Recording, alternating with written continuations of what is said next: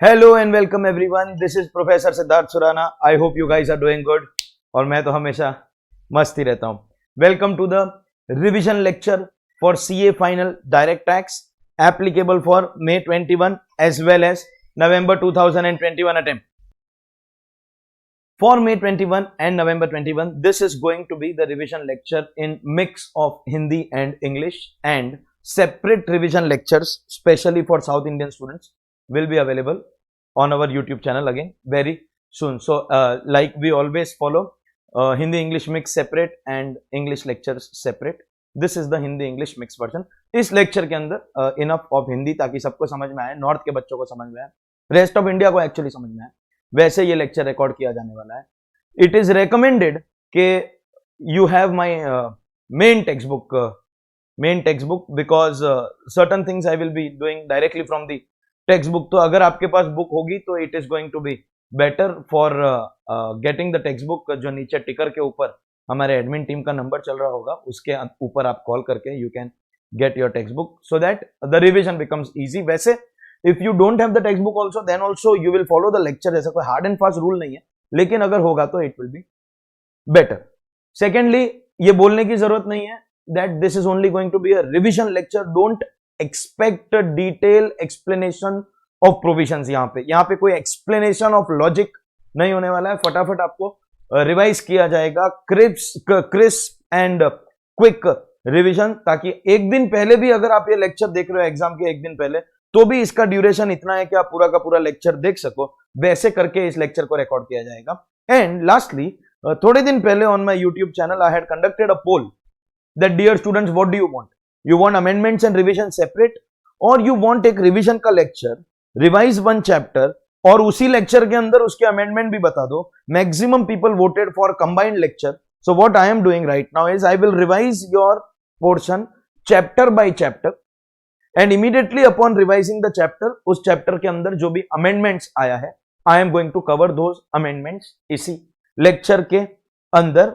However there were a lot of students जिसने separate amendment के lecture की भी डिमांड की है, तो अब मैंने ये डिसाइड किया है कि ये लेक्चर के अंदर अमेंडमेंट आपको बता तो सभी दूंगा, लेकिन डिटेल एक्सप्लेनेशन ऑफ अमेंडमेंट्स के लिए good news is that amendment lecture also will be separately given again in both languages. English भी होगा एंड हिंदी इंग्लिश मिक्स भी होगा। एंड देन योर फेवरेट, आपका सबसे फेवरेट आजकल जो सुपर हिट चल रहा है, एमसीक्यू सीजन 2 कमिंग सून। हाँ, लेकिन सीजन 2 जो एमसीक्यू का होगा वो प्रीडोमिनेंटली 90% से ज्यादा उसके अंदर इंग्लिश ही होगी, बिकॉज वो 20 आवर्स के लेक्चर में अलग अलग लैंग्वेज के अंदर करना पॉसिबल नहीं है। सो 90-95% will be English, 5% Hindi. I think everybody can manage that much. So this is the upcoming series of lectures. Today we are starting with revision Hindi English mix, then we will have revision English. These revision lectures will also cover your amendments in brief. Then we will have detailed amendment lectures, again both languages, and then we will have MCQ lectures. In the meantime, अगर आपका RTP और वो सब out हो जाता है तो those lectures will also be very soon available. Apart from that, let me inform you that full course lectures तो बहुत पहले ready हो चुके थे, and in the interest of, for the benefit of students, especially lot of us have suffered due to the pandemic, I have recorded CA final direct tax crash course that is only in English. उसको हिंदी में नहीं किया है, only English lectures, about 80-85 hours के आसपास का crash course है, excluding the question answer, and I am giving it away at a ridiculously throwaway price. Okay, means counting में भी नहीं आएगा इतने छोटे अमाउंट के अंदर। I am giving away that crash course. So if at all you are interested, only 2500 rupees के अंदर entire crash course will be available to you. Obviously books तो आप ये रिवीजन लेक्चर के लिए भी लोगे, उसके लिए books will be separate, but only the crash course will be available for 2500 rupees. You can contact my admin team also, but the revision lectures, the amendment lecture, the crash course, etc., all these are meant for people who have already studied once. If you are learning for the first time, this revision lecture is of no use to you. मैं पहले ही बता देता हूँ। crash course is of no use to you, मैं पहले ही बता देता हूँ।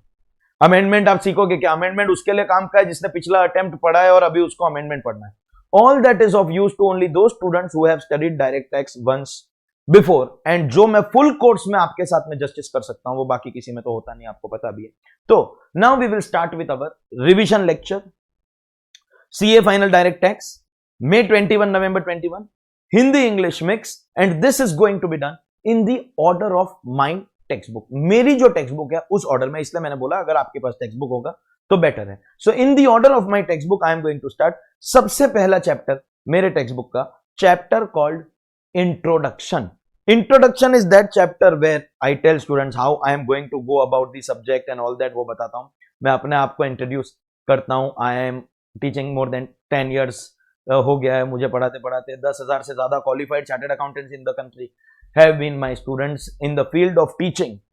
I was the first person who started direct to home recorded video lectures, our team of professors at Coppergate Educare. I was the first professor in the country who took online live lecture.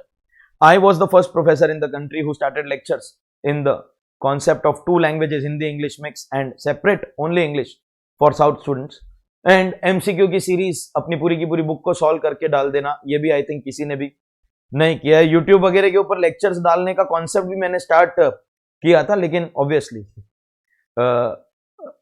दूसरे लोग अब follow कर रहे, तो it's okay, but it's okay, ठीक है। तो चलिए, ये था introduction about my self. Introduction about subject is not required because you are not learning it for the first time. We are only going to revise study material वगैरह जो है। एक टेक्स्ट बुक है, एक एमसीक्यू की book है, वो तो सभी बच्चों को जिसने भी कोर्सेज लिया है, whether they have purchase the full course और they have enrolled in any of my physical classes, सभी बच्चों को वो दो बुक तो मिलती है।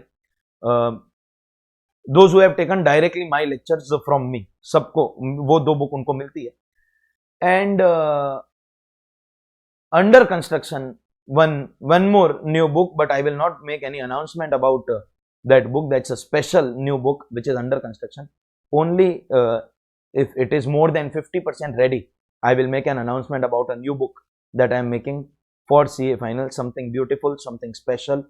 You all are going to like it, but I am not sure वो कब ready होगा, इसलिए मैं अभी उसके बारे में कोई announcement नहीं कर रहा हूँ, ठीक है। तो इंट्रोडक्शन में मैं अपने बारे में, सब्जेक्ट के बारे में, स्टडी मटेरियल के बारे में, पेपर पैटर्न के बारे में ये सब बता के I directly take students to the tax rates applicable for your assessment year. Let us be clear, if you are giving exam in May 21 और November 21, then your previous year now will become 2021. Till November 20 it was previous year 1920, now it is previous year 2021, and now the assessment year applicable will be assessment year 21-22, under which we will be learning the tax rates which are going to be applicable. So कुछ ज्यादा substantial change नहीं हुआ है, except that there is now a new taxation regime which has been announced for individual HUF and cooperative societies also. So if you remember, last year he companies के लिए, domestic companies के लिए 115BAA and 115BAB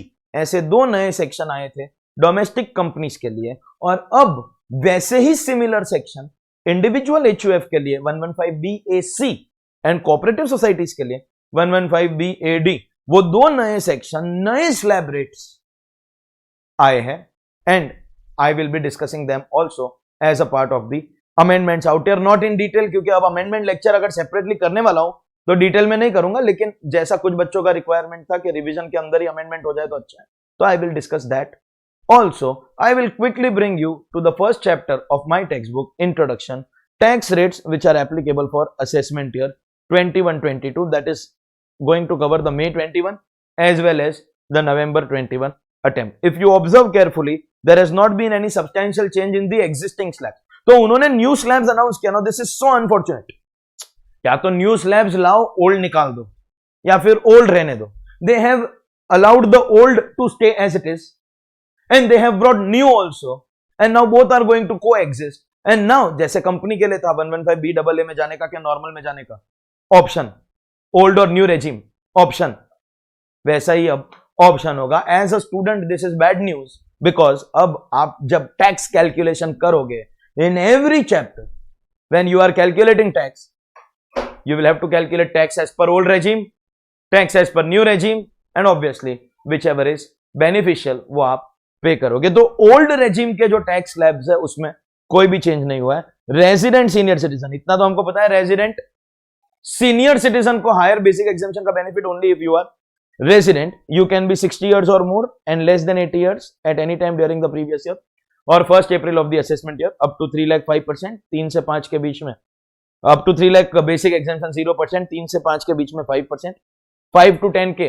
under 20%, above 10 30%, no change as it is जो existing slab था. यही अगर आप very senior citizen, super senior बने, that is exact 80 and above, so equal to will get covered at any time during the previous year or 1st April of the assessment year. Once again, only if you are resident, as we are aware, because there is no change. Existing slab up to 5 lakh basic exemption, 5 to 10 में 20% and above 10 30%, no change.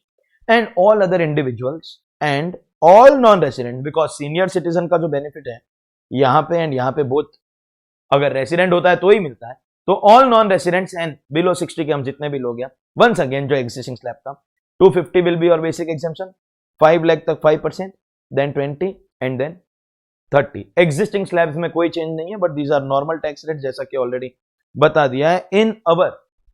In our income tax act we have a chapter 12. Chapter 12 is a chapter of special rates of tax. Section 110 से लगाकर 115 BBG के sections उसमें आते हैं.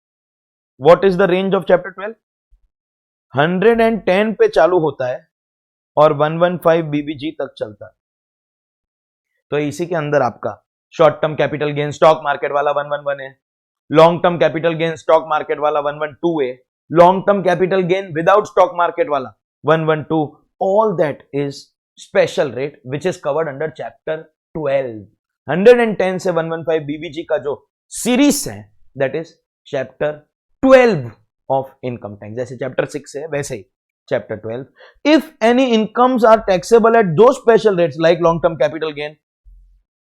अब पहली बार किसी बच्चे को टैक्स पढ़ाते तो उसको डायरेक्टली 112 नहीं बता सकते, but this is a revision lecture, so obviously आपको पता होना चाहिए व्हाट इज 112. 111 है short term capital gain on stock market, 112 है long term capital gain, casual winnings. These special rates will be applicable. In fact आप जब न्यू रेजिम पे जाओगे, I am going to take you to the new regime, वो amendment है वैसे भी. Let us be clear that वहां पर भी आपकी इनकम सेग्रीगेट होगी. Whatever is your entity है, it will always be segregated. जो भी चैप्टर 12 की इनकम है उसके ऊपर वो जो स्पेशल रेट है वो लगेगा. एंड ये जो आपकी अदर इनकम है, आपकी नॉर्मल इनकम है, मतलब long term capital gain, stock market capital gain, casual winnings, any other income जो यहां पे आती है, जैसे 115 BBG is for selling your carbon credits, और वो सब जो आपकी इनकम 115A वगैरह जो भी है वो स्पेशल रेट वाली इनकम निकाल के जो बाकी का बचता है, ये वो इनकम है जिसके ऊपर आपको फॉलो करना है, या तो ओल्ड रेट्स या न्यू रेट्स, ओल्ड रेजिम और new regime. The benefit of old और new will be available, whichever is beneficial. इसके अंदर special rate will be applicable. तो देखिए आपकी ये जो अदर इनकम है, ओल्ड रेजिम में ये वाला स्लैब्स है, एंड न्यू रेजिम वो अमेंडमेंट आपको नीचे बताऊंगा, but that is only on your other income. Your special rates वाला income will always be taxable at the prescribe rate. Certain income will be taxable at the rates given there. So this is going to be your basic tax as per old regime. New regime हम लोग जाएंगे थोड़ी देर में. Basic tax as per old regime. After basic tax क्या क्या concept आता है? First concept, rebate under section 87 है. What are the three conditions? Resident, individual, net taxable total income up to rupees 5 lakh. Resident, individual, NTTI up to 5 lakh. Resident, individual, NTTI up to 5 lakh. So what will be your rebate? Actual tax or 12,500, whichever is lower. Actual tax or 12,500, whichever is lower. फिर कभी कभी surcharge भी आएगा. After 10%, after 50 lakh up to 1 crore, surcharge will be 10%. Greater than 1 crore up to 2 crore, 15%. Greater than 2 crore up to 5 crore, 25%. And greater than 5 crore, 37%. This surcharge is applicable for individual, HUF, AOP, BOI, artificial judical person. तो currently हम लोग खाली individual के बारे में learn कर रहे हैं, but as you are aware this surcharge will be applicable for all of them. So rebate के लिए resident, individual, entity up to 5 lakh, actual tax और 12,500 व्हिचएवर इज लोअर.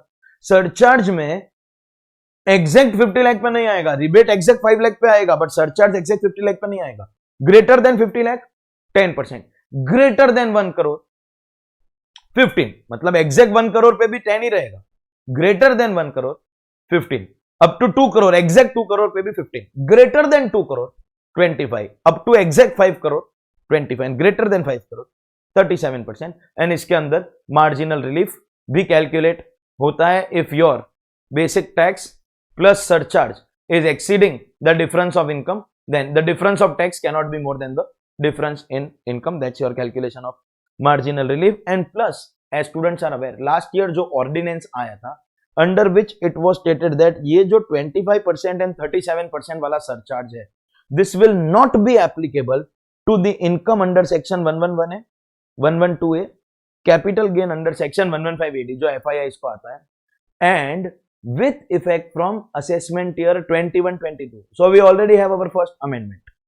सबसे पहली न्यूज ये है कि dividend income which used to be taxable for the company in the form of DDT under 115O, the concept of dividend distribution tax hereby stands removed and dividend income will now be taxable in the hands of the person who has received that income. Dividend income will be taxable for the shareholder. So as a shareholder, मेरे income में dividend भी include होगा क्योंकि अब DDT abolish हो गया.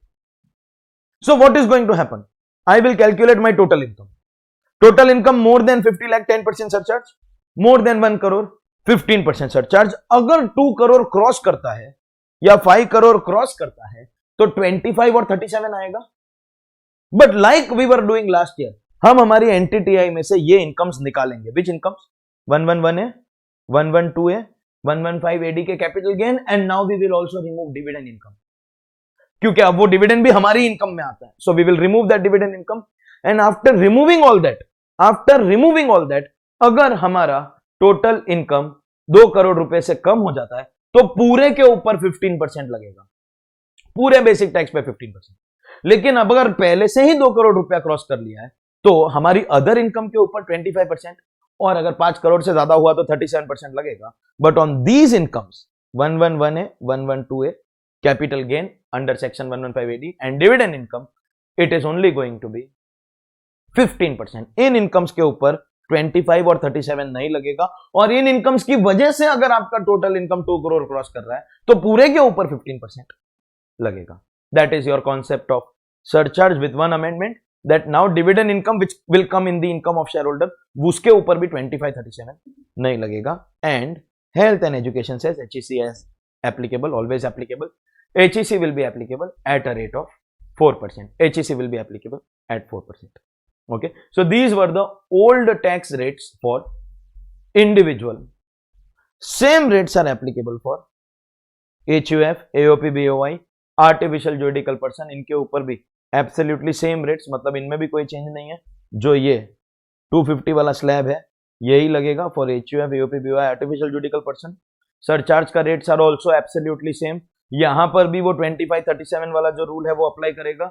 And यहां पर भी HEC will be applicable at 4%. Only thing is इनको रिबेट अप्लाई नहीं करता because rebate as we have already seen is applicable only for resident individuals. Okay, Before I take you to the new taxation regime 115 BAC for individual HUF, पहले मैं दूसरे एसएससीज के existing regime खत्म कर देता हूँ. I also have cooperative society जिनके अंदर एग्जिस्टिंग रेजिम में अप टू 10,000 10%, 10,000 से 20 के बीच में 20% एंड 20,000 के ऊपर 30%. रिबेट नॉट एप्लीकेबल क्योंकि वो सिर्फ इंडिविजुअल को लगता है. सरचार्ज 1 करोड़ के बाद ही लगेगा, मतलब 50 लाख वाला surcharge not applicable. And there is only one rate, 12%. If NTTI is more than 1 crore, then 12%, otherwise no surcharge. और बाद में 2 करोड़ हो, 5 करोड़ हो, कुछ भी हो, 12%. जैसे पार्टनरशिप फॉर्म को लगता है only one surcharge, 12% if it is more than 1 crore. HEC at 4% will be applicable. इनके लिए भी एक नया टैक्सेशन रेजिम है, but that we will discuss 115 BAC and BAD together. And as far as companies and firms are concerned, you are already aware कि partnership firm का जो special chapter है असेसमेंट ऑफ फर्म्स उसके अंदर discuss होगा. And company का tax rates we will discuss in minimum alternate tax chapter. So if we understand that as far as your rates of tax are concern, there is no change. Change अगर हुआ है तो क्या हुआ है? वो जो 25% एंड 37% का surcharge which was not applicable on 111A, 112A and 115AD का capital gains will also not be applicable on your dividend income which has now become taxable. सिर्फ उतनी से And now we will go to the new taxation regime that has been announced with effect from assessment year 21-22. Okay. First, we will talk about 115 BAC, which is for individual HUF. 115 BAC किसके लिए?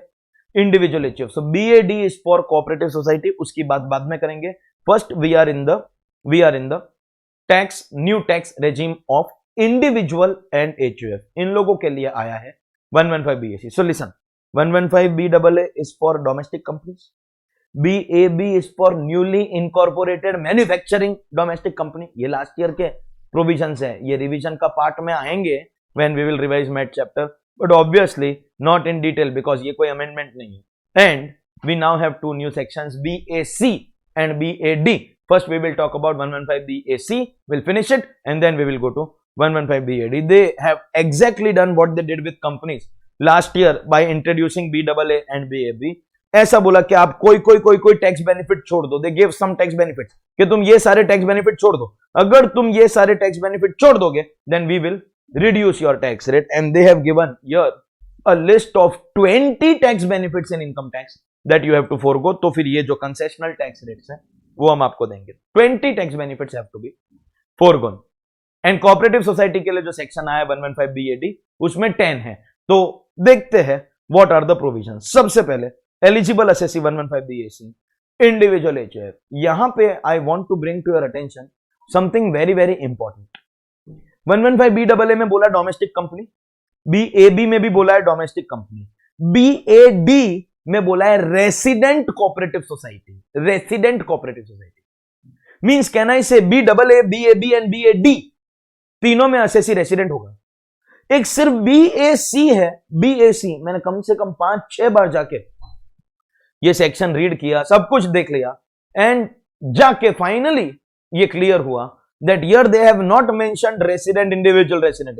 शायद गलती रह गई है, शायद वो लोग इसको रेट्रोस्पेक्टिवली चेंज करते हैं, we don't know. But as of now what they have said is this is applicable for individual HUF, which means that we are going to cover resident and non-resident. So BAA is for domestic companies, BAB is for domestic companies, BAD is for resident cooperative society. लेकिन यहाँ पे mention नहीं. Obviously right from the beginning you are aware that ये जो new taxation regime है वो हमेशा optional BAA and BAB दोनों में, वहां पे भी ऑप्शनल था, यहाँ पे भी ऑप्शनल है. How to exercise your option. जिसके भी PGBP इनकम नहीं है, फॉर एग्जाम्पल सैलरीड एम्प्लॉइज या जो रेंट पे रहते हैं या जो खाली इन्वेस्टमेंट करके अदर सोर्सेस पे रहते हैं, this option will be available on a year basis. They are the only people. Companies में मैं बार बार रेफरेंस कंपनीज का दे रहा हूं because it is an existing provision and these lectures are on assumption that आपने एग्जिस्टिंग प्रोविजन पढ़ लिया and I am only making you revise everything. Companies में BAA में एक बार ले लिया then you can not change it. BAB में तो you have to decide in the first year में ओल्ड रहोगे तो हमेशा ओल्ड और न्यू में जाओगे तो हमेशा new. You can not change. BAD जो रेसिडेंट कोऑपरेटिव सोसाइटी है उसमें भी बोला है एक बार न्यू ले लिया you can not come back to old. The going from old regime to new regime is always one way traffic. लेकिन the individual HUF who is getting covered in 115 BAC इसको ये ऑप्शन मिलेगा every year on year basis and you have to decide on और before. ये सबके अंदर है.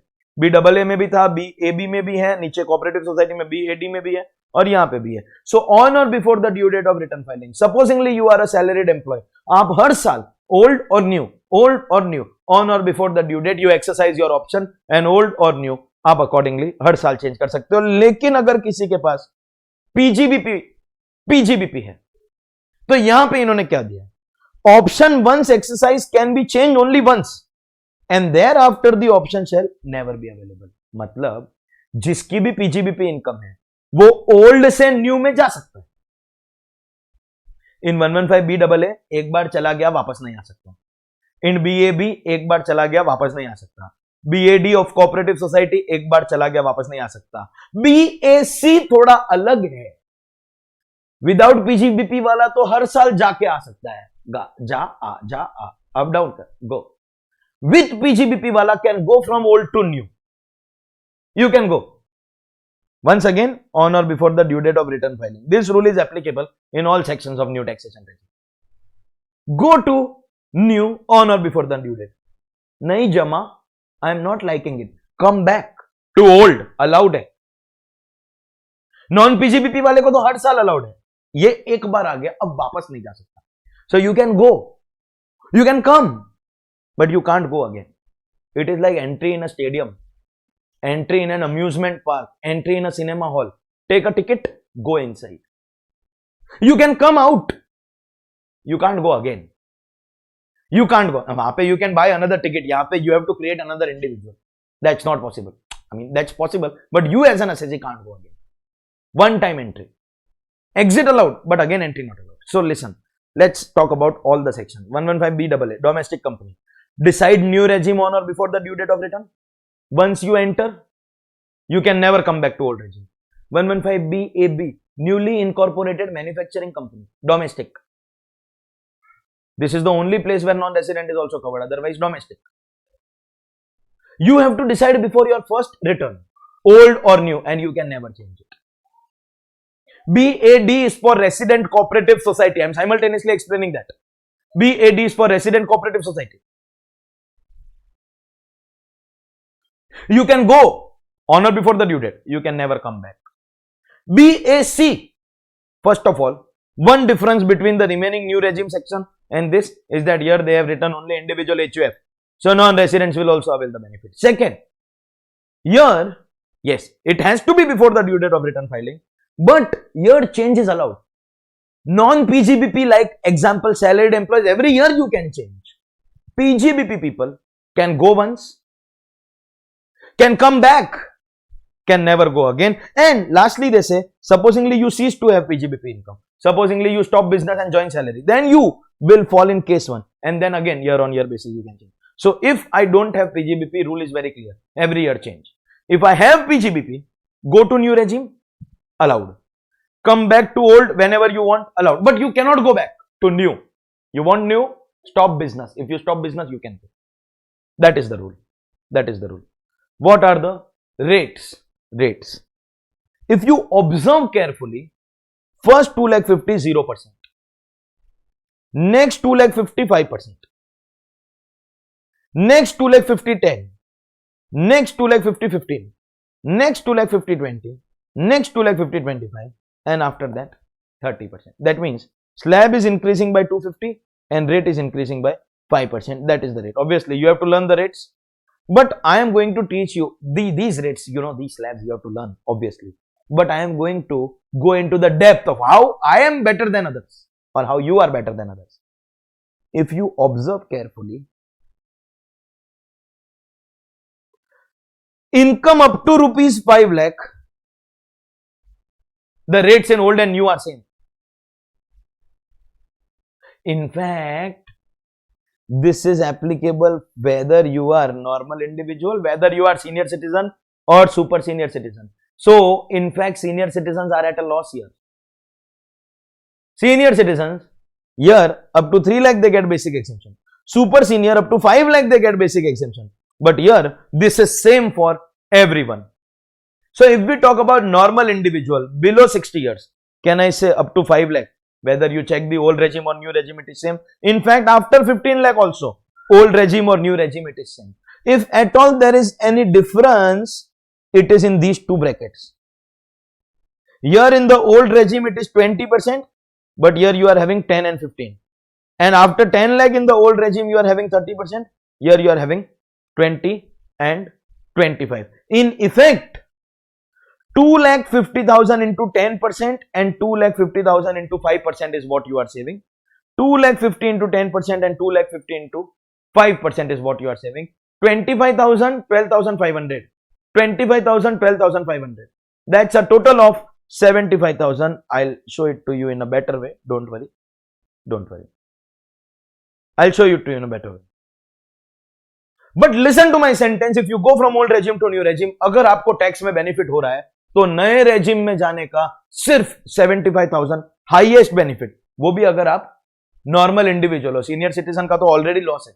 बताता हूं कैसे. देखिए देखिए, ओल्ड रेजिम के अंदर अप टू 5 लाख का जो टैक्स है वो 12,500 आता है.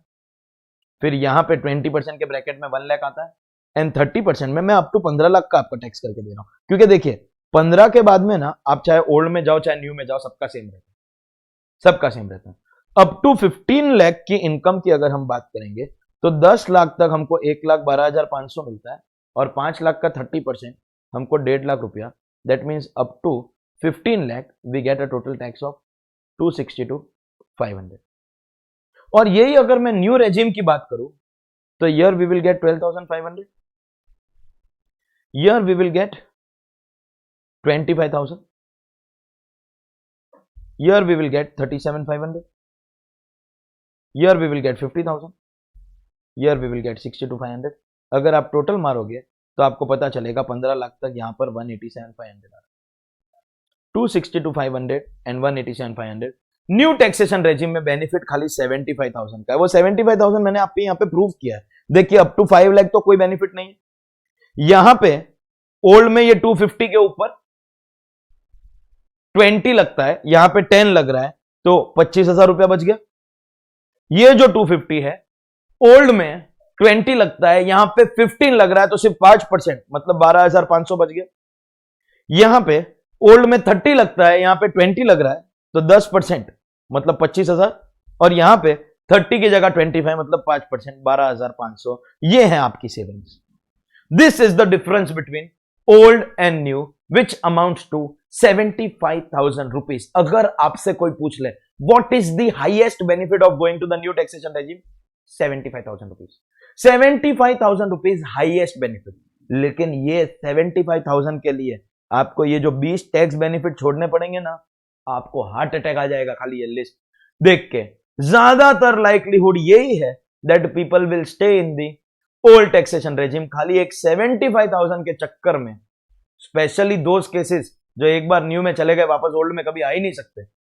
सैलरी वालों को फर्क नहीं पड़ता है, लेकिन पीजीबीपी वाले ओल्ड में आएंगे वापस न्यू में नहीं जा सकते। It's a very very dangerous thing, but these are the slabs in the new taxation regime applicable for individuals of all age. And जैसा मैंने आपको थोड़ी देर पहले बोल दिया, चैप्टर 12 के जो स्पेशल रेट्स हैं वो तो अप्लाई करने ही वाले। And now comes the most important thing, what are the tax benefits to be forgone. अगर आपको न्यू टैक्स रेजिम चाहिए तो आपको कौन सा टैक्स बेनिफिट छोड़ना पड़ेगा। सेक्शन 10(5) में एम्प्लॉइज को जो रियल लीव ट्रैवल कंसेशन का बेनिफिट मिलता है छोड़ना पड़ेगा।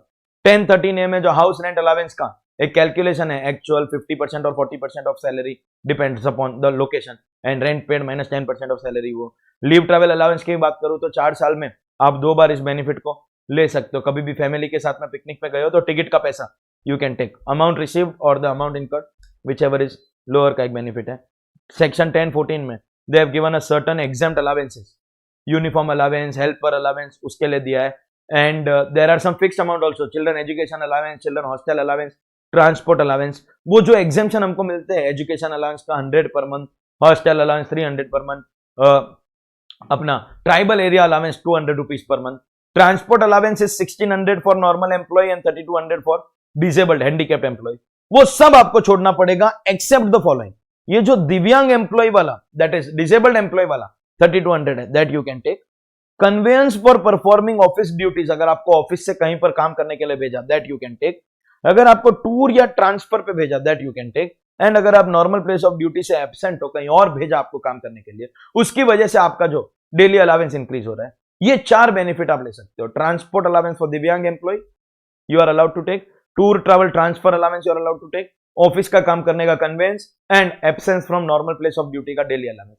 These 4 benefits you are allowed to take. Otherwise आपको 10(14) में जितने भी tribal area allowance, children education allowance, children hostel allowance, academic pursuit allowance, helper allowance, वो सब आपको छोड़ना पड़ेगा। Section 10(17) this is under IFOS। MP MLAs को मिलता है daily allowance and constituency allowance which is exam. जो सिटिंग फीस है that is taxable under IFOS, but daily allowance and constituency allowance का एग्जाम्पशन है 10(17), छोड़ना पड़ेगा। Don't forget what is this list, list of tax benefits that you have to forgo, छोड़ना पड़ेगा अगर new regime में जाना।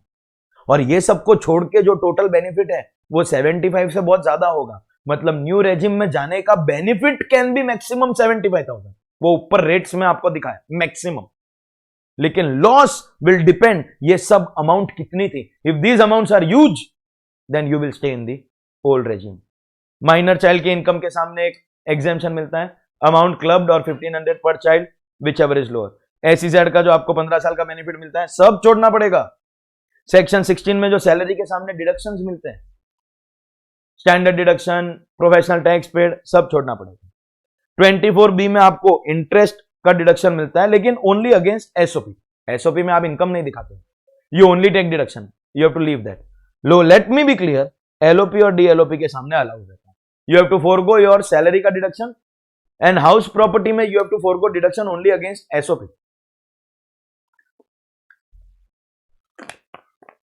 LOP, DLOP, you will be allowed. Okay. 32AD में investment in plant and machinery, लेकिन ये वैसे भी 1920 तक ही अवेलेबल था, तो अभी इसका कोई मतलब नहीं। T, coffee, rubber, site restoration, ये सब पीजीबीपी के डिडक्शन आपको छोड़ने पड़ेंगे। बीच में एक रह गया, एडिशनल डेप्रिसिएशन नहीं मिलेगा, लेकिन let me be clear, normal depreciation allowed रहेगा। Section 35 deduction of scientific research में क्या क्या छोड़ना है? 35(1)(2), 35(1)(2)(a), 35(1)(3) एंड 35(2)(a), ये चार ही छोड़ना है।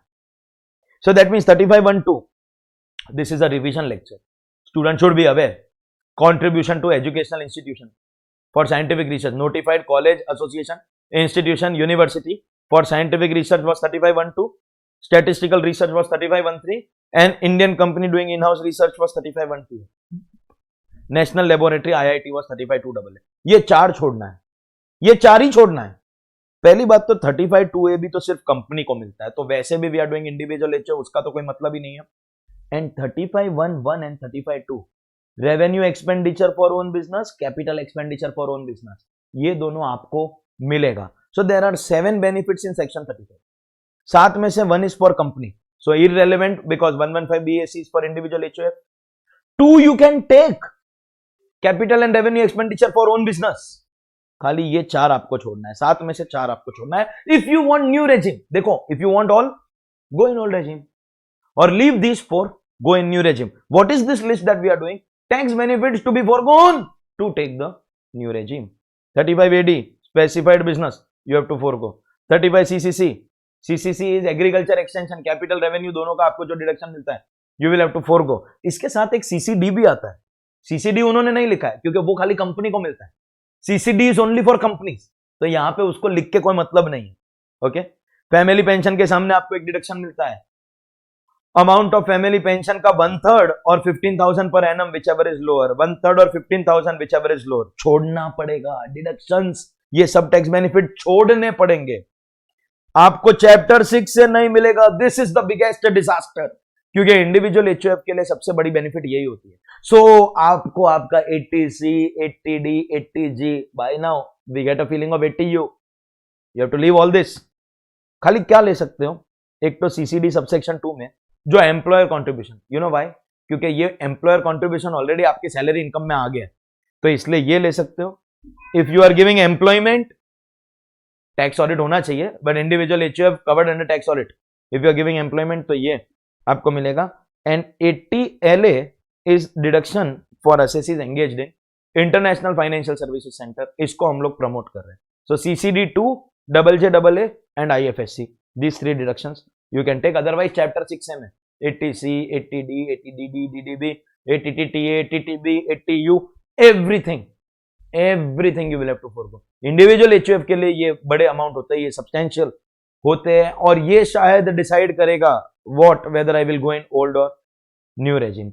और अब इन्होंने क्या बोला, ये ऊपर तुमने जितने भी डिडक्शन छोड़े, इनसे रिलेटेड अगर कोई ब्रॉड फॉरवर्ड लॉसेस भी है तो that also you have to forgo. मतलब करंट ईयर में तो नहीं मिलेगा, इनसे related if there is any brought forward loss you have to forgo that also.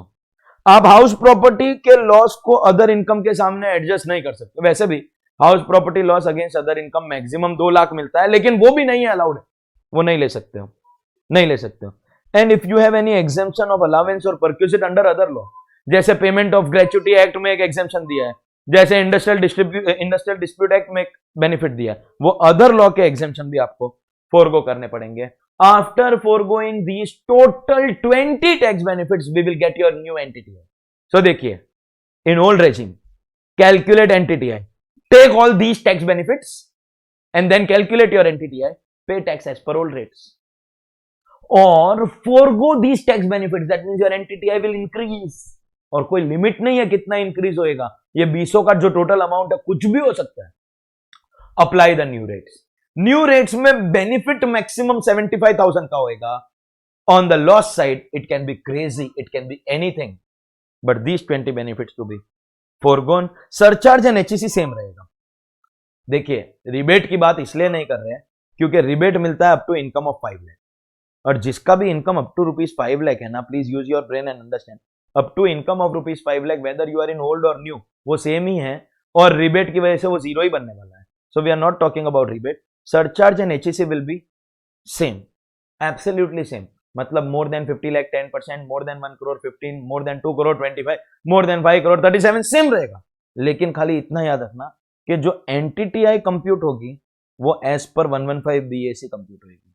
Means when you are calculating surcharge in your old regime, that is the NTTI after taking all these benefits, and when you calculate NTTI new, that is after foregoing these tax benefits.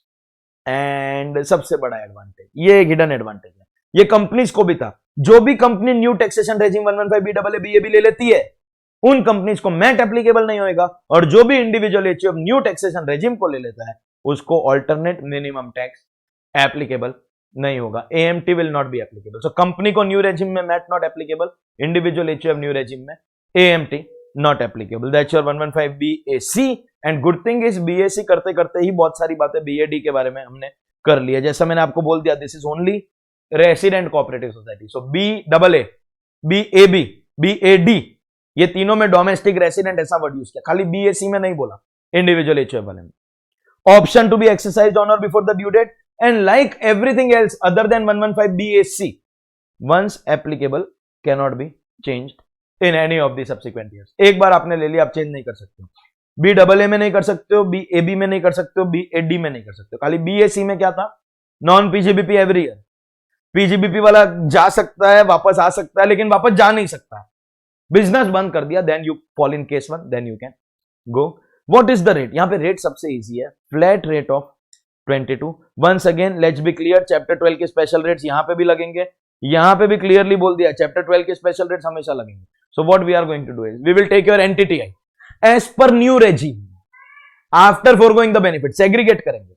Chapter 12 की income पे special rates लगेगा, and other income के ऊपर हम लोग actually लगा के देख लेंगे क्या लगाना है, old rates new rates based on that. Okay, what are the tax benefits to be forgone?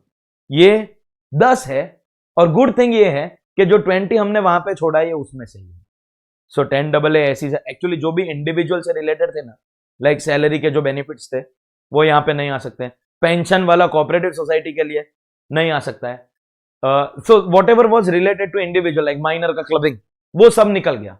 वो 10 निकाल दो तो बाकी के 10 बच जाएंगे. ऐसी सेट एडिशनल डेप्रिसिएशन नॉर्मल मिलेगा, लेट्स बी क्लियर 32AD, लेकिन अब वो चला गया क्योंकि वो 1920 तक ही था. Tea coffee rubber site restoration, same thing again for section 35. ये ही 4 छोड़ने हैं, ये दोनों अलाउड है और ये कंपनी को है, सो नॉट एप्लीकेबल. 35AD का डिडक्शन नहीं मिलेगा. 35 CCC एग्रीकल्चर एक्सटेंशन नहीं मिलेगा. Why they are not talking about CCD? Company में तो वो भी लिखा है क्योंकि वो होता ही खाली कंपनी के लिए. चैप्टर 6 के सब डिडक्शन छोड़ने पड़ेंगे सिर्फ 80LA को छोड़ के. Only 80LA will be allowed. मतलब CCD तो वैसे भी इंडिविजुअल के होता है. JJAA is for people covered under tax audit. यहां पे खाली आपको 80LA मिलेगा, और इन सब से रिलेटेड अगर कोई ब्रॉड फॉरवर्ड लॉस है तो वो भी चला जाएगा. कोऑपरेटिव सोसाइटी के लिए in the existing regime 1 crore cross होने पे 12% का सरचार्ज था. In the new regime there is only 1 rate of surcharge which will be mandatorily levied. अगर 100 रुपया भी इनकम है न्यू रेजिम के हिसाब से तो basic tax 22% and surcharge will be 10%. This is same as 115 BAA. Fix 22% basic, fix 10% surcharge and fix 4% HEC, ignoring the amount. So existing regime में आपका सरचार्ज आपकी इनकम पे डिपेंड कर रहा था, लेकिन न्यू रेजिम में it is going to be fix 10%, fix 4%, और इनको भी ऑल्टरनेट मिनिमम टैक्स से इम्यूनिटी मिलेगा. They will also get immunity from alternate minimum tax. These were your new taxation regime वाला rates. We are doing the revision lecture, but revision lecture के अंदर हम लोग amendments भी कर रहे हैं because that was the demand of most students अगर ऐसा लगेगा that by the end of these revision lectures, अगर ऐसा लगेगा कि अमेंडमेंट अच्छे खासे कवर हो गए, then I would prefer not to record. I am still on the thinking mode, but at least these revision lectures will teach you the amendments also. Are we clear? We will continue with our revision lecture and I am going to be doing this in the order of my textbook. मेरे textbook के order में ही हम लोग चलने वाले, इसलिए मैंने बोला अगर आपके पास होगा तो बेटर है. Next chapter in my textbook is your chapter called double taxation avoidance agreement. DTAA paper 7 में तो है ही है, पेपर 6 में every word gets repeated. Every word that we learn here gets repeated in the study material of paper 6 also. So we are now going to revise our chapter double taxation avoidance agreement. Before we start revision of the chapter double taxation avoidance agreement, globally there are two principles of levy of tax. ये सबसे important concept, principle of residence and principle of source. Based on that double taxation arise होता है. Double taxation can be of two types, that is juridical double taxation and economic double taxation. तो principal of residence and principal of source दो principal globally है, उसकी वजह से double taxation होगा. Juridical double taxation भी हो सकता है, इकोनॉमिक डबल टैक्सेशन भी हो सकता है. What is juridical double taxation? When the same person on the same income is getting tax twice. क्या बोला? When the same person on the same income is getting tax twice, that is juridical double taxation. जब एक country में आपका residence है, दूसरे country में आपका सोर्स है, so home country will apply the principle of residence, host country will apply the principle of source, and both countries will take tax from you. That will amount to juridical double taxation. And economic double taxation क्या होता है? When the same income is taxed twice but in the hands of two different people.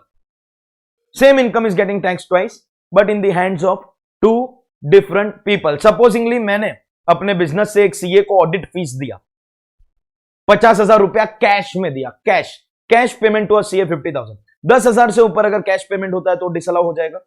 That means मेरे income में disallow होके expense का deduction नहीं मिलेगा, add होगा. I will pay tax and CA के लिए भी professional fees taxable. So same income getting tax in the hands of two different people, that is economic double taxation. So globally there are two principles of levy of tax, principle of residence, principle of source. अगर एक country में residence है, दूसरे country में source है और दोनों tax ले रही है from the same person same income, दो बार टैक्स लगता है तो ज्यूरिडिकल डबल टैक्सेशन. लेकिन अगर different people are paying tax on the same income, then that is economic double taxation और उसके ऊपर कोई रिलीफ नहीं मिलता है, क्योंकि आपके पॉकेट से तो एक ही बार गया ना, आपके पॉकेट से एक ही बार गया. तो इकोनॉमिक डबल टैक्सेशन में there is not going to be any relief. Relief will be available only and only under juridical double taxation. Economic में रिलीफ नहीं मिलेगा. रिलीफ को देने का दो तरीका है. When both countries enter into an agreement with each other, then that is going to be bilateral relief. And when there is no agreement, the government of India will provide unilateral relief. Let's learn the concepts one by one. Bilateral relief, whenever there is cooperation between the two countries, both of them will enter into an agreement, and that agreement is known as a double taxation avoidance agreement, treaty, convention, कोई भी नाम से. The calculation of relief will be strictly on the basis of what is given in the agreement, and none of the agreements, as you are aware, are a part of our portion. We just learn the common points over here. जैसे every treaty will provide for relief from double taxation and exchange of information and assistance in collection of tax, fair and legitimate tax, government का benefit हर treaty में रहेगा. Relief provide करने की दो method है, tax credit, tax exemption. When both countries take tax but one will give you credit, that's tax credit method. When one country will take tax and one will leave tax, that will be tax exemption method. Which country will give you credit or exemption? Which method to be followed, tax credit method or tax exemption? Again will depend on agreement. The provisions of DTAA will be optional by chance, rare case, 99% cases DTAA he beneficial रहेगा. लेकिन अगर आपको normal provisions beneficial लगता है तो आप normal provision के हिसाब से टैक्स भर सकते हो. Every DTAA will provide for something called a non-discrimination clause. आपके लोगों पे हमारे लोगों से ज्यादा टैक्स नहीं लगाएंगे. Is a promise that both countries will give each other. We will not tax your people more than our people. But this is not applicable to cooperative assessing. This is corporate assessing. मतलब companies को, foreign companies को ये benefit नहीं मिलेगा. And if you are claiming DTAA benefit because you are a resident of some other country, तो उस country से आपको लेके आना पड़ेगा tax residency certificate. Bilateral relief के ऊपर generally they don't ask questions. अगर उनको क्वेश्चन पूछना होता है तो पैराग्राफ देते हैं. And then second part is unilateral relief under section 91. This is important because maximum questions इसी के ऊपर देखे गए. Whenever there is no treaty, मतलब दोनों कंट्री एक दूसरे के साथ कोऑपरेट नहीं कर रही है, when there is no treaty, तो फिर इंडिया बोलेगी that we will give you relief, but India will give that relief only to its residents. Unilateral relief will be available only to residents. So if you have income outside India, you pay tax outside India, आप resident हो और उस country का India के साथ कोई agreement नहीं है, तो आपको यूनिलैटरल रिलीफ मिलेगा. You have to do what? Calculate total income in India including foreign income. मैं आपको स्टेप्स बता देता हूं how to calculate unilateral relief. Calculate total income in India. आप पहले तो कंडीशन, आप रेसिडेंट हो, income outside India, tax outside India, no DTAA. इसमें मेन कंडीशन खाली रेसिडेंट है, बाकी सब ऑटोमेटिकली चेक हो जाता है. First calculate NTTI including that foreign income. मतलब अगर कोई रिलीफ नहीं मिलता है तो आपकी टोटल इनकम और टोटल टैक्स कितना होती है? What is your total tax? Then we will find out average rate of tax. 2 divide by 1 into 100 on total income if this is your total tax. And now find out the foreign rate. We will take Indian rate or foreign rate whichever is lower. यहां का tax, वहां का tax, whichever is lower. यहां का rate, वहां का rate, whichever is lower. Doubly tax income included in NTTI into lower of the two rates जो हमने डिसाइड किया है, that will become your relief.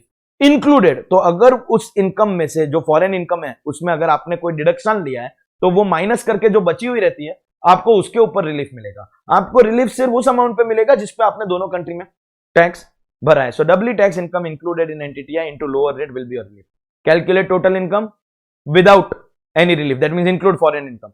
Calculate total tax without relief. Find out Indian average rate, compare with foreign rate, whichever is lower will be applied on doubly tax income included in NTTI. ये आपका relief होगा और इस relief को जब आप ये वाले टैक्स से माइनस कर दोगे, क्योंकि वैसे ये आपका टैक्स था ना, इसमें से अगर आप ये रिलीफ माइनस कर दोगे 2 - 6, then you will get your final tax liability. And जैसा कि मैंने आपको बोला, इकोनॉमिक डबल टैक्सेशन में कोई रिलीफ नहीं मिलता है because it is tax for different people. आपके पॉकेट से एक ही बार जाएगा, इसलिए आपको इकोनॉमिक डबल टैक्सेशन में कोई भी रिलीफ नहीं मिलेगा. एक छोटा सा अमेंडमेंट आया है that now we will specifically mention about misuse prevention. Already हमारे जो हमने tax treaties application and interpretation वगैरह के जो हमारे चैप्टर है which is applicable only for new syllabus student, हमने क्लियरली बोल दिया है कि रेसिडेंट ऑफ थर्ड कंट्रीज, मतलब India is doing treaty with Germany, तो उस ट्रीटी का बेनिफिट किसी ऑस्ट्रेलियन को नहीं मिलेगा.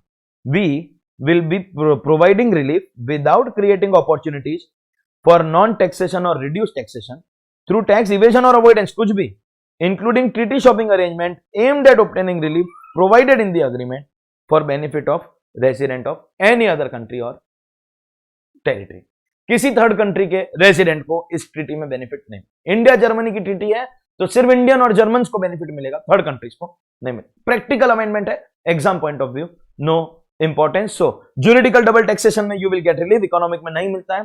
ग्लोबल, ये बहुत इंपॉर्टेंट है. Globally 2 principles of levy of tax, residence and source. एक कंट्री रेसिडेंस, दूसरी कंट्री सोर्स, और दोनों कंट्री में एक ही आदमी टैक्स भरेगा तो ज्यूरिडिकल, उस पर रिलीफ मिलेगा. अग्रीमेंट है तो बायलैटरल, अग्रीमेंट नहीं है तो यूनिलैटरल. यूनिलैटरल का कैलकुलेशन आपको अच्छे से करना चाहिए बिकॉज इसके ऊपर ही मैक्सिमम क्वेश्चन आते हैं. एंड अगर अलग अलग लोगों के पॉकेट से गया तो वो बायलैटरल है, सॉरी वो इकोनॉमिक डबल टैक्सेशन है. इकोनॉमिक डबल टैक्सेशन में आपको कोई भी रिलीफ नहीं मिलता. Under economic double taxation there will be no relief. That was our chapter DTAA from our textbook. We will still go ahead. At least I'll maintain the duration of every lecture minimum 1 hour. These revision lectures का duration is going to be higher than last year. Last year तो क्या amendment नहीं बताया था, बोल दिया था कि amendment के lecture में. इस बार मैं amendment बता रहा हूँ और students ने ये भी request किया था that the revision lecture should be a little more detailed.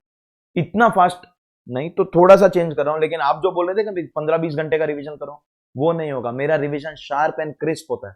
अगर आपको 15-20 घंटे का रिवीजन चाहिए, मैं जेन्युइनली रेकमेंड करता हूं, go for the crash course. Any student who has studied direct tax once should go for the crash course. Highly recommended. I am very bad at selling things, लेकिन इसमें कोई selling price है ही नहीं, तो मैं cost भी नहीं recover हो रहा है. ये ऐसे ही स्टूडेंट्स के बेनिफिट के लिए दिया जा रहा है. So if you want detail revision then go for crash course. Full course is best. Second time के लिए crash course. This revision is meant ताकि आपका एग्जाम के एक दिन पहले जल्दी से रिवीजन हो सके.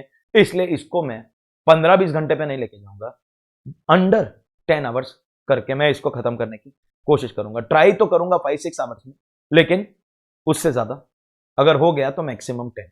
ओके, तो let's go to the third chapter of our text book. दो ही सेक्शन है, 269 एसएस है, 269 T. SS is about taking loan, and then part 2 of the chapter में आता है 269 T about repaying the loan. If you are taking loan of 20,000 or more from one person, or if you are repaying loan where your outstanding balance is 20,000 or more before repayment, then you have to accept as well as repay in account pay check, account pay draft, or electronic clearing system through a bank account. Acceptance as well as repayment both have to be done through the allowable modes. अगर violation हुआ है then in that case 100% penalty. 269 SS हुआ तो penalty का section आपका आएगा 271D, and अगर 269T का वायोलेशन है तो पेनल्टी का सेक्शन आएगा 271E। 269T के वायोलेशन में penalty will be applicable under 271E 100%, 271D में भी 100% एंड 271E में भी 100%। So except in the allowed modes, repay also in the allowed modes, violation will attract 100% penalty.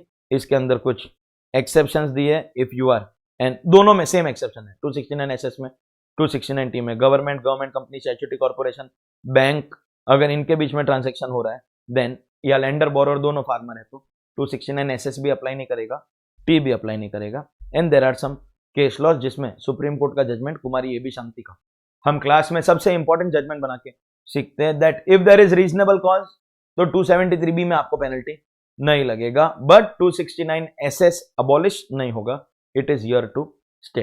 Other than that you can just go through the case laws. Acceptance also 20,000 or more तो allowed modes, repayment also 20,000 or more तो allowed modes, otherwise acceptance and repayment अगर एक भी violation हुआ है तो 100% penalty is going to get attracted in the respective provision. That was our chapter of cash loans, very small and very quick. चलिए आगे बढ़ते हैं with our revision lecture in the order of my index. Hindi English mix में 21 नवंबर 21।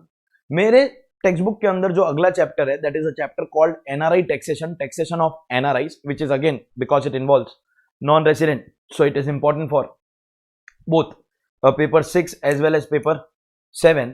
However मैं जब class में NRI taxation करता हूं, before I start teaching the actual chapter, almost all the students know this by now that I cover some provisions of capital gains here, और जब वो खत्म हो जाता है तब मैं एक्चुअल चैप्टर चालू करता हूं।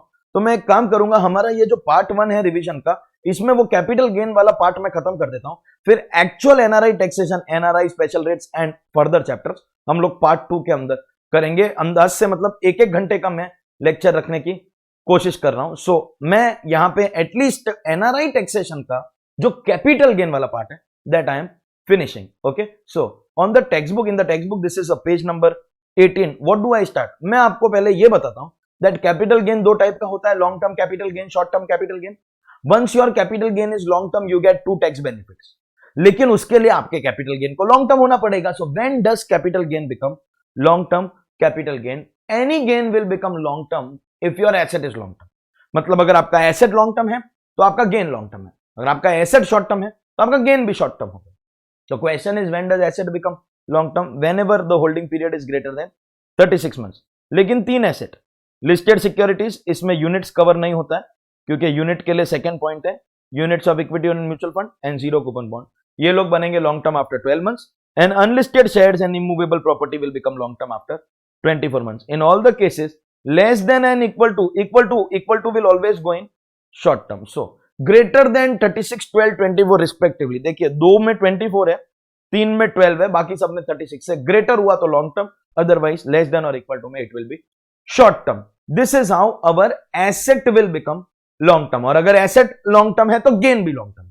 What is the benefit of long term capital gain? Benefit number 1, हमको मिलता है बेनिफिट ऑफ इंडेक्सेशन, जिसके लिए बेस ईयर है हमारा. इंडेक्सेशन के लिए जो बेस ईयर है 2001 2002, उसका जो कॉस्ट इन्फ्लेशन इंडेक्स है वो तो 100 है, ये आपको लर्न करना है.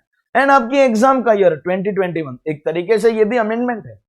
आपकी एग्जाम ईयर 2021 में it is going to be 301. Exam year 2021 cost inflation index 301. So take cost of acquisition multiply by transfer year, which 99% will be 301, divide by purchase year, base year है तो 100 आपको learn करना है, बीच का आपको दिया हुआ रहेगा। This is how we will do indexation, लेकिन ये 7 केसेस में इंडेक्सेशन नहीं मिलता है। Depreciable asset, slump sale, bonds and debenture, जिसमें 2 एक्सेप्शन है, capital index bonds and sovereign gold bonds. NRI taxation the chapter which we start, और इसी वजह से मैं कैपिटल गेन पहले कराता हूं। एनआरआई टैक्सेशन, ये जो चैप्टर चालू होने वाला है, जिसके पहले मैंने कैपिटल गेन को पिकअप किया, इसमें यू वोंट गेट इंडेक्सेशन। इसके तुरंत बाद जो नेक्स्ट चैप्टर है स्पेशल रेट्स, उसमें you will not get. Non resident having shares और debentures in an Indian company holding securities in India, आपको इंडेक्सेशन नहीं मिलेगा। एंड आपका जो 1128 का long term capital gain stock market वाला होता है, ये 7 केसेस में आपको इंडेक्सेशन नहीं मिलेगा। 7 cases where you don't get it. Second thing, whenever your capital gain is long-term capital gain, then under section 112 tax rate will be 20%. लेकिन ये 2 asset, listed securities and zero coupon bond, इन दोनों में we have an option, we can take 10% without indexation. So sale minus index cost into 20 या sale minus cost into 10, whichever is beneficial. एक तरीके से old regime new regime जैसा similar ही हो गया ना। Take indexation, pay tax at 20. Don't take indexation, pay tax at 10. But good thing is here you can exercise the option transaction by transaction. एक share के लिए 20 बेनिफिशियल, एक के लिए 10। आप कभी श्योर होकर नहीं बोल सकते 20 बेटर है कि 10, आपको हर एक में कैलकुलेट करना पड़ेगा। And every transaction you can exercise the option, every transaction you exercise the option. वो बात सही है, लेकिन अगर मेरा एसेट नो इंडेक्सेशन की लिस्ट में है, for example listed debentures, debenture पे नो इंडेक्सेशन एंड लिस्टेड है इसलिए 10% में आएगा, देन मेरा 10% ही बेनिफिशियल रहेगा, बिकॉज लिस्टेड सिक्योरिटीज में डिबेंचर्स आएगा, listed debentures, sale minus cost into 10% का बेनिफिशियल रहेगा ऑप्शन, क्योंकि लिस्टेड है। एंड जो दूसरा कैलकुलेशन होगा that will be sale minus cost into 20, क्योंकि इंडेक्सेशन नहीं मिलता, तो सेम अमाउंट में 10 बेनिफिशियल रहेगा।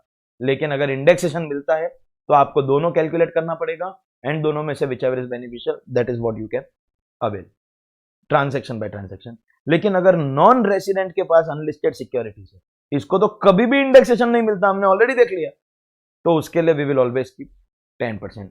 नॉन रेसिडेंट को इंडियन सिक्योरिटीज में अगर कैपिटल गेन हुआ है long term, it will never be eligible for indexation, and thus we are giving you direct rate of 10%. And lastly, I also covered the stock market capital gain part over here. 3 assets मैं revise करवा रहा हूं, equity shares, units of equity oriented mutual fund, units of business trust, 3 asset. If STT is paid on cell, international financial services centre पे तो वो भी not required, IFSC पे STT लगता ही नहीं, ना सेल पे लगता है ना परचेस पे लगता है। Other than IFSC, if STT is paid on sale, then short term capital gain 111 है, 15%, story over. Short term capital gain 111 है, 15%। लॉन्ग टर्म कैपिटल गेन में 112A में अगर इक्विटी शेयर है परचेस्ड ऑन और after 110/2004, then even your purchase has to suffer STT. तो सुनिए, equity shares सिर्फ उसके ऊपर, यूनिट्स पे नहीं, ओनली परचेस्ड आफ्टर 110/2004, उसके पहले इंडिया में एसटीटी नहीं था। Only for long term, short term में खाली सेल को एसटीटी चाहिए, उसमें भी there are some notified exception for genuine cases like bonus issue, rights issue etcetera. तो परचेस एंड सेल दोनों पे एसटीटी लगना है। बाकी सब केसेस में यूनिट्स के ऊपर शॉर्ट टर्म में only sale has to suffer STT, and IFSC में तो सेल परचेस किसी पे भी नहीं लगा तो चलेगा। Short term capital gain will be taxable at 15% under section 111A, and long term capital gain will be taxable at 10% but on the excess over 1 lakh. मतलब अगर आपका एलटीसीजी 5 लाख रुपया, इंडेक्सेशन तो नहीं मिलता, तो पूरा 5 लाख रुपया आपकी इनकम में जाएगा, full 5 lakh will go in your income, tax will be 4 lakh into 10%। Income में आप 4 लाख नहीं लिख सकते, इनकम में आपको पूरा 5 लिखना पड़ेगा, tax will be 4 lakh into 10%। So income में फुल अमाउंट विल कम। आप ऐसा बोल सकते हो कि what is tax rate under 112A, first 1 lakh 0%, balance 10%। Income में फुल आएगा, इनकम में फुल आएगा।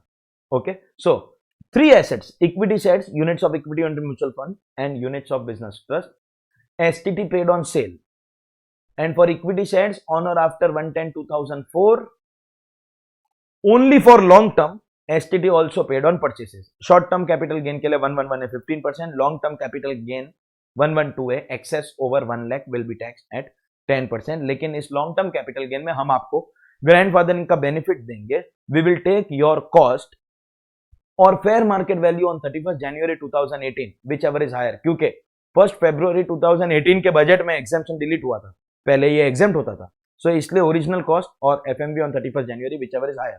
लेकिन before doing this what we will do is FMV और सेलिंग प्राइस में से विच एवर इज लोअर लेंगे. So selling price we will directly take in the outer column. जब हम लोग कॉस्ट कर रहे हैं we will take selling price और FMV whichever is lower. That lower amount will be compared with actual cost whichever is higher. That will become our cost of acquisition and then we will multiply by number of shares. We will get our total capital gain जो पूरा NTTI में जाएगा tax calculation के time पे 1 lakh minus करके 10%, क्योंकि 1 lakh already minus हो रहा है तो यहां पे आपको रिबेट नहीं मिलेगा. 112A में आपको रिबेट नहीं मिलेगा. Any income taxable at special rate 111A 112 112A इन सबके सामने आपको चैप्टर 6A का डिडक्शन नहीं मिलेगा. Resident individual and resident HUF. Resident individual and resident HUF. Two people, resident individual, resident HUF, against three incomes, 111A, 112 and 112A, will be allowed to utilize their unexhausted basic exemption limit. Resident individual, resident HUF, two people against three incomes will be allowed to utilize their unexhausted basic exemption limit. That was your calculation under section 112A. And you should also know कि 111A और 112A में वो जो extra वाला 25% and 37% वाला जो surcharge है इन दो इनकम्स के ऊपर वो अप्लाई नहीं करता है. मतलब अगर आपकी इनकम पहले से 2 करोड़ रुपया क्रॉस करे तो वो बाकी वाली इनकम के ऊपर obviously will calculate basic tax, then उसके ऊपर 25 या 37 लगेगा, लेकिन इसके ऊपर 15 ही लगेगा. और अगर आपकी अदर इनकम 2 करोड़ से कम है, सिर्फ इसकी वजह से वो क्रॉस कर रहा है 2 करोड़, तब तो पूरे के ऊपर 15% is going to be applicable. Entirely 15% is going to be applicable. Are we clear about the capital gain part in NRI taxation? Capital gain part in your chapter NRI taxation. अब actual NRI taxation का chapter will be done in the next part in our episode 2 of revision Hindi English mix CA final direct tax, May 21, November 21. Stay with me, stay tuned please. Thank you very much. End of episode 1.